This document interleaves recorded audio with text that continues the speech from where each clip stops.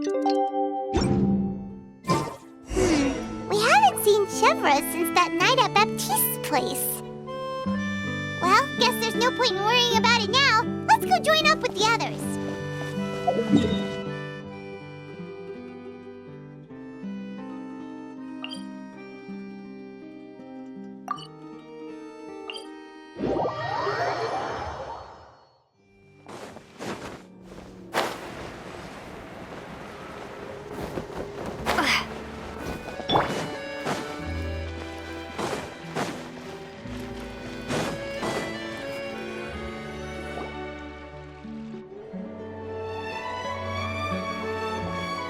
Good morning! Hayaka and I were just talking about you. Is Chevra still not joining us today? Probably not. We haven't seen her either. Huh? That's such a pity. Director Farina said that we've only got a few small scenes left before wrapping up the entire thing. She even said that she'll get me into a couple scenes so everyone will have a chance to shine in front of the camera. We were also planning on having a victory feast once we're all finished filming. You can join us, right? If only Chevros was here. I still haven't taken a photo with her. I'm afraid that can't be helped. Those special patrol folks are like phantoms when they've got a case on their hands. But to be honest, I'm even more concerned by what I read in the Steambird earlier this morning. It said that the killer in the murder case was none other than the author of the Two Musketeers. Oh yeah, I heard about that too. He came forward and confessed his crimes, but gave no explanation as to why he pulled the trigger. We didn't know about this case at all when we joined the film. Is it going to affect the reception of our work? From a pure publicity standpoint, this will draw a lot more attention to our film. I have to say, though, that no director can be perfectly comfortable with garnering attention through means other than artistic skill. To be fair, I feel like that ship sailed the moment you allowed yourself to be named as the director on our posters. It's not my fault that I'm super popular. What was that saying again? My popularity has, Sunk to an all-time low? spread to the four corners of Teyvat.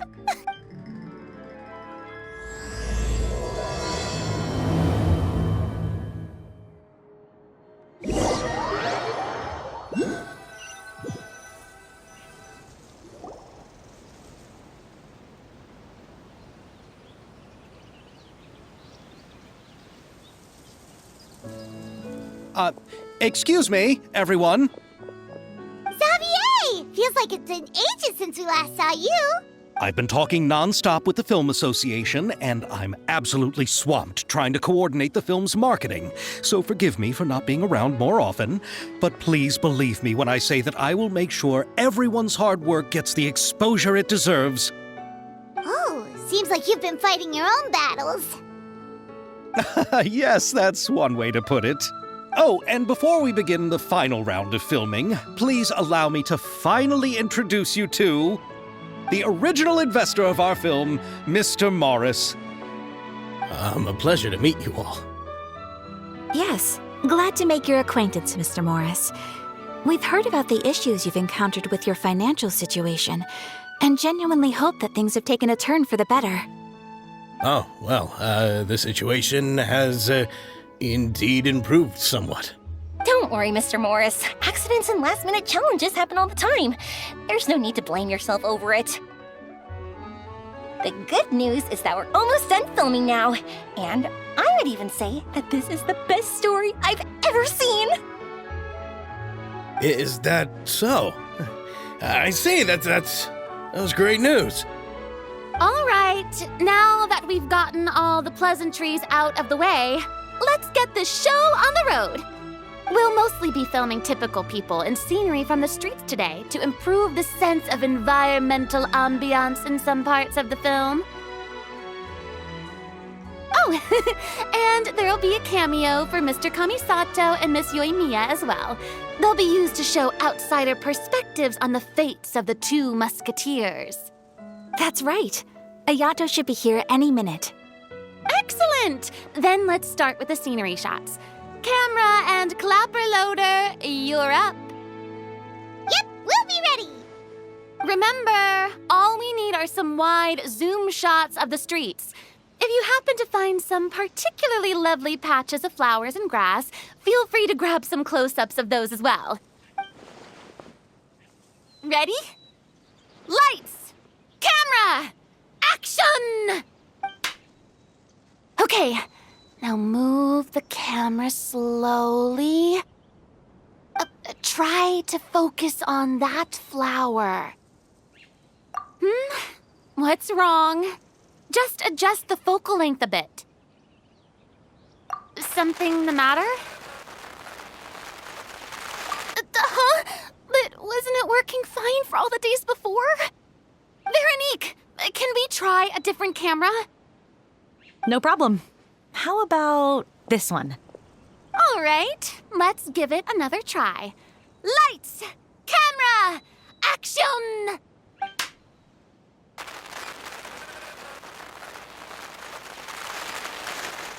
Don't tell me. This one is broken too. Veronique, do we have any other spare ones we can use? I'm afraid we only brought these two today. What? Then go find a workshop to get them repaired right away. Oh, and you too, Bono. Go find our spare camera in the warehouse and bring it back to the set. On it.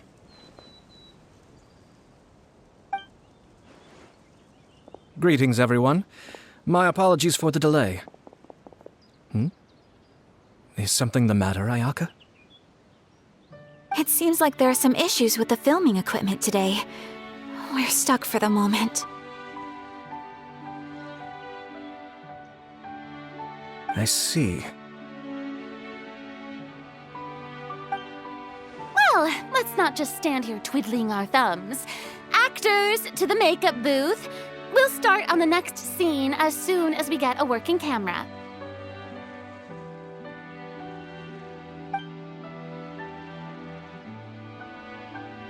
The people at the workshop told me that the part which holds the lens in place seemed to have fallen off.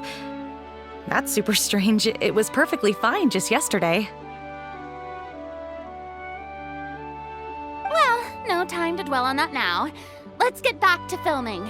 Ahem! Quiet on set! Places, everyone! Lights! Camera! Action! By the way, have you heard about that recent murder case? Yes, I have. It seems that they've caused quite the commotion in the city. I heard that the chief of the guards is so mad about not catching the culprit that he's about to explode. Oh? I find that quite hard to imagine, considering how he already looks most days. Director, we have a problem. Oh, we're in the middle of a take! Couldn't you wait until we wrapped up this scene? No, Director, our film, all the finalized film that we've been keeping in the case has disappeared. Oh, wait, well, what did you say? Mr. Bono, please take me to where the film was kept right away. I'm coming too. No, Yoimiya, you have to stay here. Oh. Okay, listen up. Everyone who's not working on this current scene can go with Bono to look for the film. Everyone else, stay put and wrap up the scene. Unbelievable. How could all these problems happen in just one day? We're back. How did it go? Did you find the film? We found it in the sewers. Huh? In the sewers? Is the film still okay? We discovered it just in time, so we should still be able to salvage it. The others are checking now to see if we lost any specific scenes.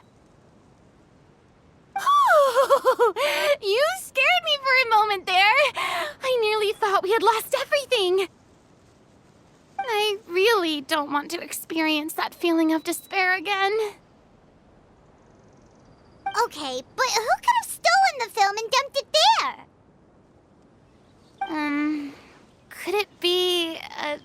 some competitors working on other films. But if they wanted to harass us, why wait until the last day?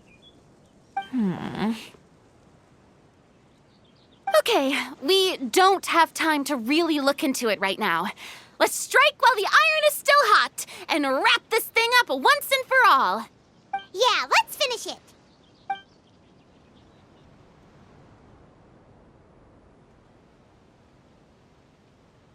I would like to officially announce that our entry to the festival, The Two Musketeers, has now concluded filming!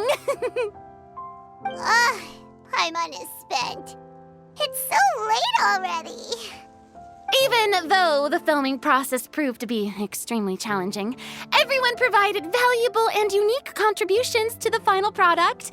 Thank you all for your dedication and support. And just like Director Farina, I would also like to extend my most heartfelt thanks to all of you. Really, you've all helped me so much.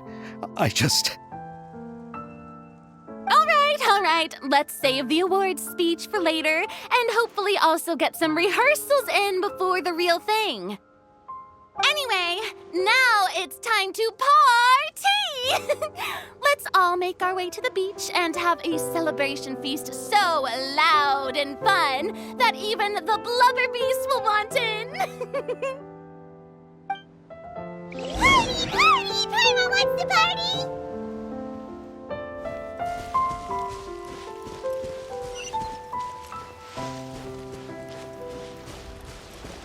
Whoa, this place is hopping. Everyone's finally getting to relax after wrapping up the film. Let's go chat with someone. Hey, Ayato! How's your work been going? Everything went rather smoothly. Thank you for your concern. Ayato told me that we've already confirmed the dates for some Inazuma Fontaine cultural exchange events.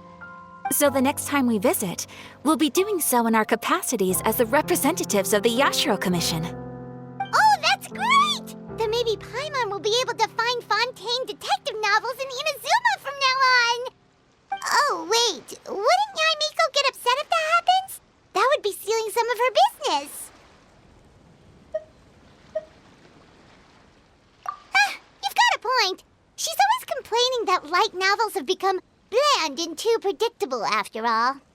The cultural exchange won't only feature literatures of both nations, of course.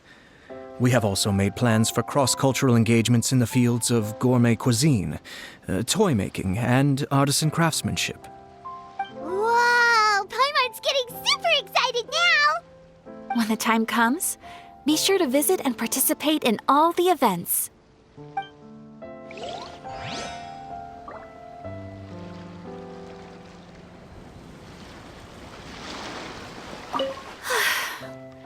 I wish we could have spent some more time here. Don't worry. It won't be long before we're back again.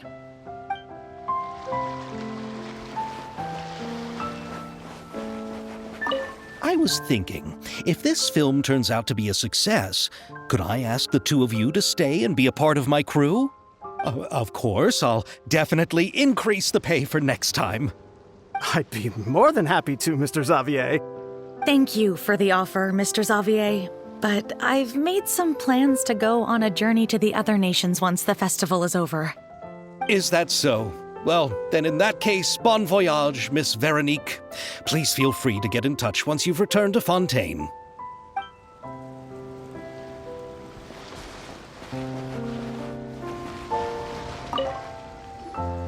Farina! Oh, my darling clapper loader and camera operator. You've both worked really hard. Paimon thinks you worked even harder than us. Honestly, Paimon was getting a little tired of playing with the clapperboard by the end of it. Worst of all, Paimon started having dreams of you shouting, "Lights, camera, action!" into Paimon's ears. The actual dream can't even start until you've yelled that. Hey, if anything, shouldn't I be more grand and delightful than your dreams?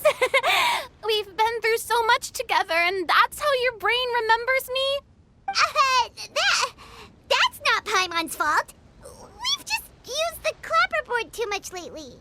Anyway, what's most important is that we've wrapped the film. I'm pretty confident that we'll take first prize. Hey, no need to mention the official name. Wait, now that you mention it, if we did win the prize, would Farina just get a statue of herself? Come on, I don't need that kind of attention. Xavier can accept the reward on our behalf. But just imagine! Farina accepting the Farina Award and holding a Farina statue. I'm going back to my dessert now. You all can keep discussing that on your own.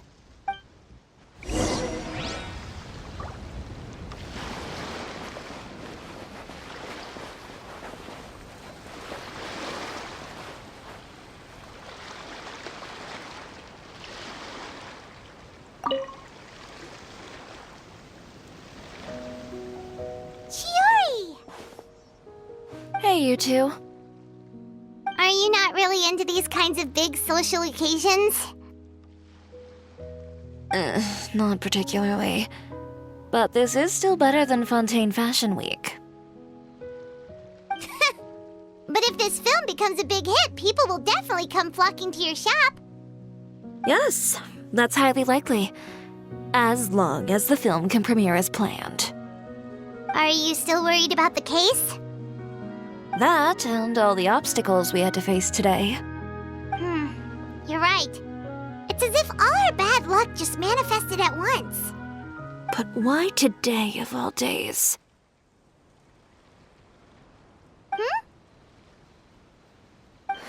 No, it's nothing. We've already delivered the film to the editors, so there should be nothing more to worry about. How are you doing, Mr. Morris? You having a good time? Well, you could say that. Do you happen to know when the party is scheduled to end? Judging by how much fun everyone's having, I'd say probably not until well after midnight. Is there something that you still have to take care of at home, Mr. Morris? Oh, well, I'm just not a late night person, so I might take off shortly. Oh no! Silly me. I almost forgot something super important. Oh, what is it? I prepared a whole batch of fireworks for the party, but I forgot to bring them over from the warehouse. Fireworks, you say? Well, that's truly a pity. Sorry things didn't go as planned. Could you help me carry them over, Mr. Morris? I won't be able to fetch all of them by myself.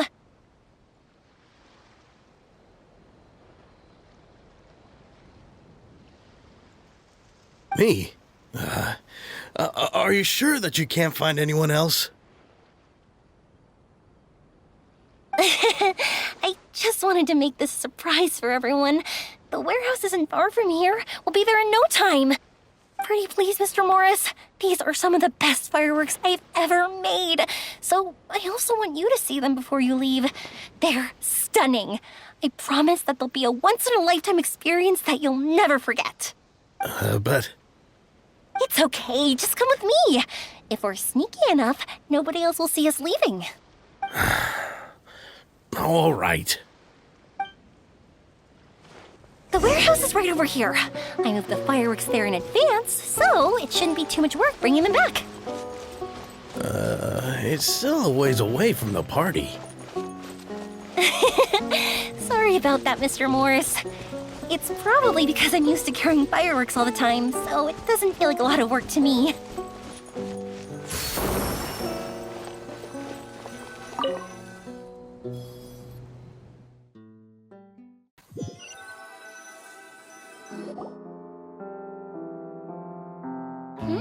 It's dark in here.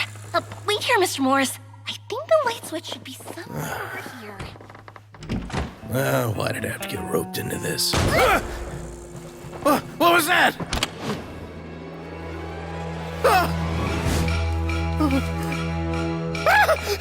Who's there? Get me out! Get me out of here! Did you really think you'd get away, Morris?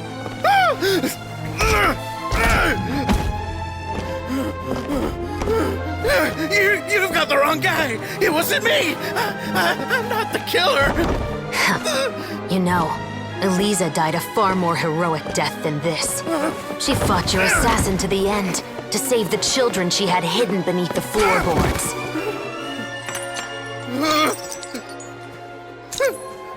That is Eliza's pendant.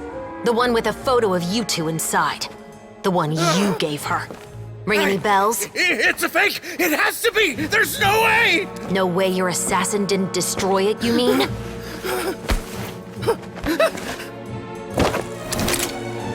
Did you ever love her, Morris? Or was killing her always the plan? No, please. Listen to me. I told Eliza to keep us a secret. I paid her plenty for her silence. I never thought she'd keep the child. Everything was gonna come out, and I had no choice. She'd force my hand. No! I'm begging you. I have money. Just name your price, please. You can keep your Mora, and you can go to hell.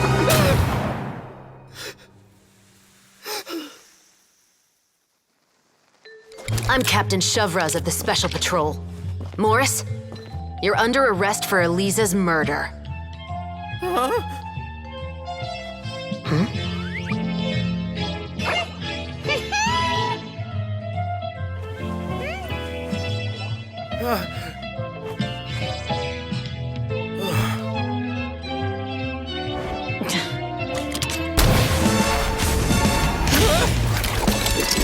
You're under arrest too, prop manager Veronique. Or perhaps I should call you the second Musketeer.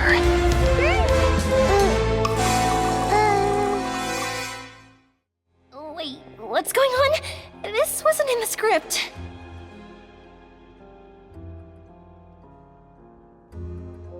Drop the gun, Veronique. Why? Why would you keep me from exacting revenge on this heartless monster? Drop your weapon. This is my final warning.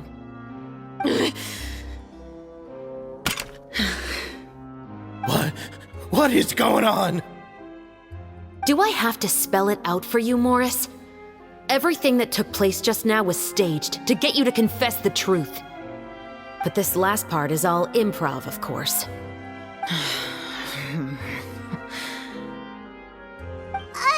Shivras, you told us you wanted us to help you stage a play. You never said anything about the second Musketeer. It's because even I had no way to confirm my theory until now. Thank you for your performance, Yoimiya. Could I trouble you to go and bring in the other Special Patrol members? They should be on standby just outside. Oh, and please tell the other cast members not to worry about us. We'll be rejoining them shortly. On it!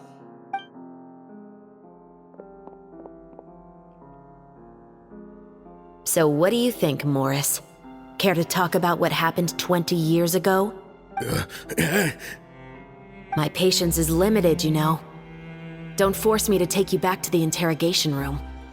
I'd wager that you wouldn't last for more than a minute in there. With the recording we made, you have no chance of winning in court. Cooperating with us now is the most practical move. All right. I'll talk. I hired an assassin to murder Eliza. She once worked as a maid on my family's estate.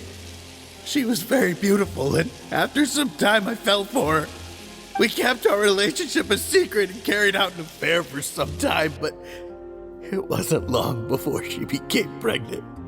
And if my parents ever found out, they would have stripped me of my inheritance and status, driven me out of my home. I also didn't expect Eliza to insist on bringing the pregnancy to term. She even asked me to leave my family and travel far, far away with her.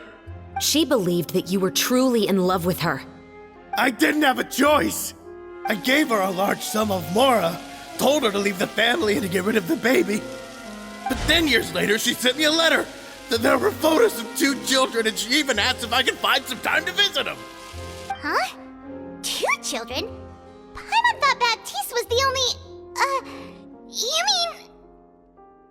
Even if she had the children against your will, you could have just ignored the letter entirely. Why kill her? I had just gotten engaged to be married to an heiress from another wealthy family. So if anyone were to find out about Eliza, my life would be completely ruined. I didn't have a choice. No, you always had a choice. You just made the wrong choice. Again. Do you know how it feels to watch your mother be killed right in front of you? My brother and I were hardly even school age yet. We were hidden beneath the floorboards, grasping each other's hands like a lifeline. We were so terrified that we didn't even know we could ever take a breath. All we could do was to watch Mother try to fight back, and then collapse to the floor. Even after the assassin left, we were still too terrified to leave our hiding spot. We thought that he might come back. It was only until the next evening when we finally climbed out and gathered around our mother. But she had already become cold and stiff to the touch. You made up your mind right then and there to bring this case to light. Not only that, we resolved to get our revenge. And that's why you became the Musketeers. No, that's why I became a musketeer. The man from before was also killed by me. My brother had nothing to do with it. I figured as much. You did? I once told these two that he didn't look like a killer to me. His confession from that night also rubbed me the wrong way. I think what really tipped me off was, how could I not feel a sense of regret in him? He confessed faster than any criminal I've ever met, but he didn't say a single word about you. He insisted that he was the sole perpetrator in the case. But after the questioning ended, I disassembled the musket we dug up from his backyard, put it in front of him, and told him to reassemble it. Wanna guess how far he got? He had no idea where to even start. He's never touched a gun in his life. Based on that, I determined that he was not acting alone. He only surrendered himself to draw our attention and create a moment of opportunity for his partner. So, I decided to play along. And as expected, the second musketeer followed us without hesitation once she saw Morris get separated from the rest of the cast. Besides, why else would he call the novel The Two Musketeers? But how did you know it was Veronique? I figured it out the moment Baptiste told me his father's name. That so-called financial crisis was all just a ruse.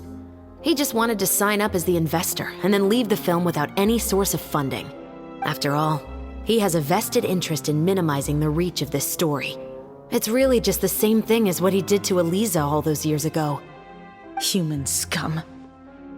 But then Xavier pulled out all the stops and got the film made against all odds. Morris couldn't have that. With the killer in custody, he figured it was safe to act.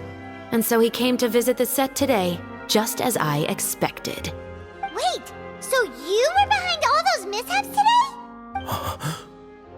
As for the identity of the second musketeer, I assumed they'd probably stay close to Morris and look for an opening. And if they already knew that Morris was the film's investor, then that narrowed the list of potential suspects as well. Furthermore, being the props manager would allow the culprit to avoid scrutiny by purchasing mechanical parts in the name of the crew. With that hypothesis in mind, I went back to check Baptiste's orphanage adoption records.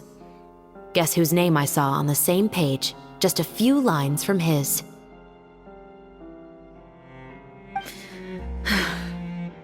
My brother.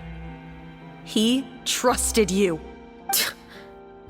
As in, he trusted me to perform the deed on his behalf? He trusted you to stand on the side of justice. I am. I thought you could do it as well. Oh, the look on your face when you told him to go to hell. I really thought you'd put a bullet in his brain. You know what he has done. Are you telling me that you'd rather see him spend the rest of his life living like a king in the fortress of Meripede? I will never be able to forget the feeling of my mother's cold, lifeless hands. And you would call this ending fair? Is this what you call justice? I won't lie, Veronique. I did hesitate when your brother first told me about the truth. I wondered. I agonized over whether I should really put a bullet in his head. So why don't you? Because that should never be how justice is carried out in this world. Perhaps, to you, justice is simply reciprocated. An eye for an eye, and a life for a life. But everyone has their own understanding of justice. If everyone were to pursue their own definition of it, there would be no more order in this world. Today, you'll kill Morris, and tomorrow, his children may come for you. The world cannot render judgments based on a desire for revenge. That will only lead to a cycle of revenge, as well as the destruction of order and civilized society. Fontaine is founded on a set of laws and a standardized code of justice. That is why we are the nation of justice. But with all that said, I will promise you this. Morris will not lead a cushy life in the fortress of Meripede. Chevreuse, the rest of the Special Patrol is here. Thank you so much, Yoimiya. Letelier, Terena, please take them away.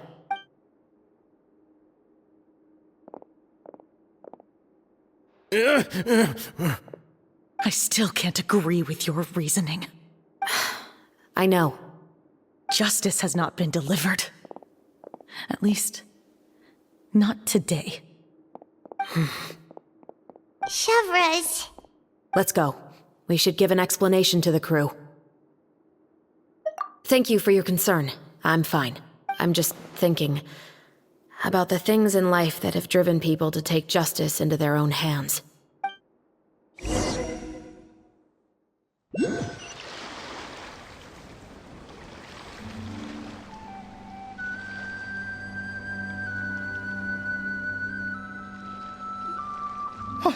Who would have thought Morris would turn out to be... I'm at a loss of words. How could he have done something like this? I'm just glad that you're all safe and sound. Who knew that such a labyrinth of cases would be behind this story? Well, what should we do now? We have a finished film, of course, but should we still go ahead with the premiere? What do you mean? Shouldn't you be even more motivated to spread the word now that you've learned the truth? Shiori is right. I'd also like more people to see this story for themselves. But the real ending of the story seems to have deviated somewhat from the one in the script. Is that still acceptable to you, Miss Chevreuse? The call is yours. We still have time to reshoot an ending if that's what you'd like. No, it's fine as is. I like what we have for the catharsis. Romanticism is what gives works of art their appeal. Fiction is able to explore means of restitution that could never work in real life. Just like the real world, the world of stories also has its own set of rules and justice. These different possibilities are what initially drew me to reading in the first place.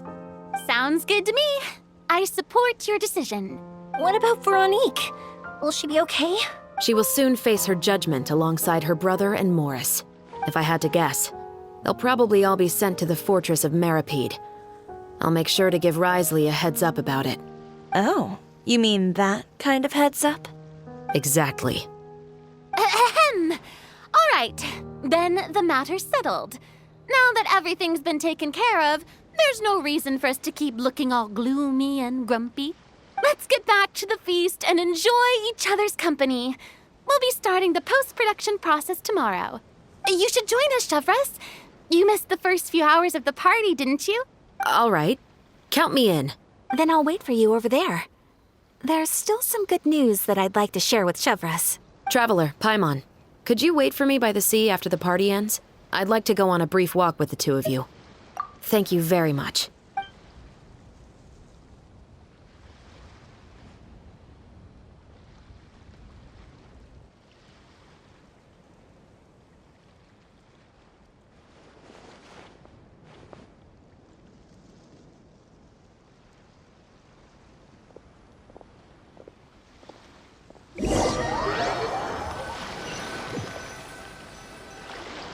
Sorry for the wait.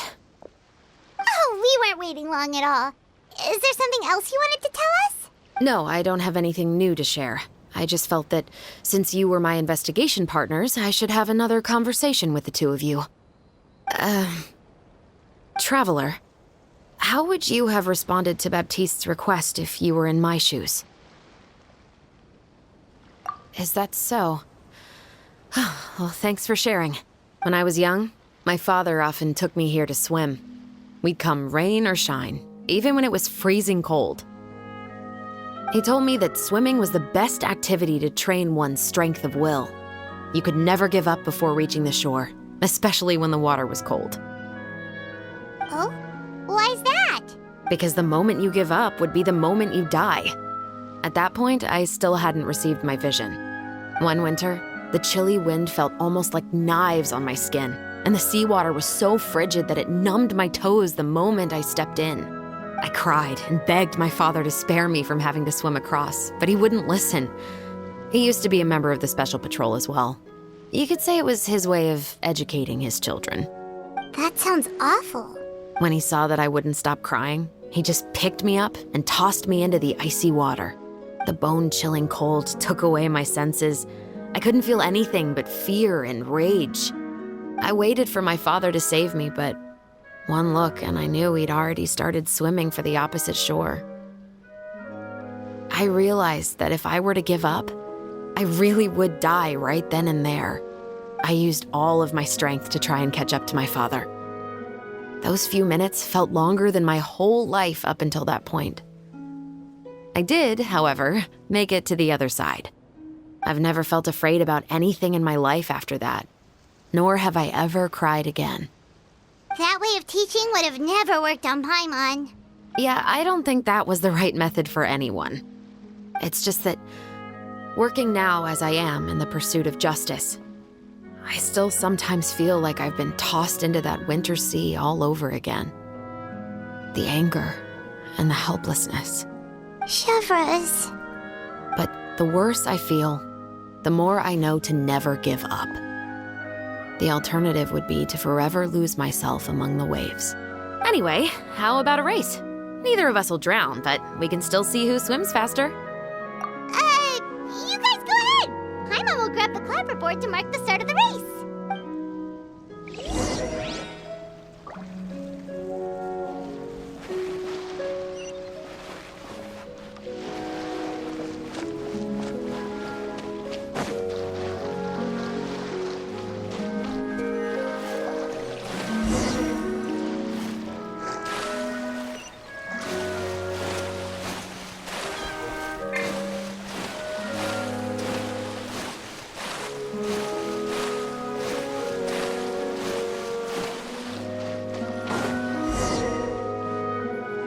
Oh, that felt good. You were so fast in the water, Chevreuse. You were swimming even faster than Paimon can fly. So, about the Special Patrol, did you join because of your dad? Partly, but I'd say I was more inspired by the heroes I read about in stories growing up. Oh, so it's due to your love of stories. Of course, it was only after I joined the Special Patrol that I learned that truth is often stranger than fiction. Come on, let's walk a bit more.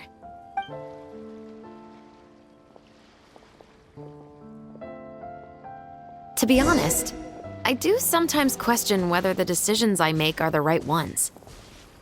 But I know that no matter what, I must keep swimming.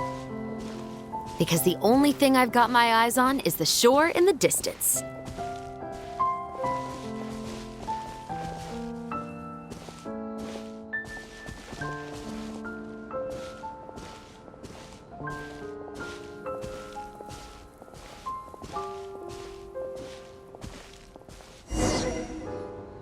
Thank you for coming on this walk with me. I feel a lot better after getting all that off my chest. Huh. We're nearly back at Baptiste's house. Huh, you're right. I didn't realize we were so close. He really did plant a lot of flowers. It's just like how he described it in the story. Huh? Wait. Paimon, Traveler, look! The rainbow roses in the garden. They're in full bloom now.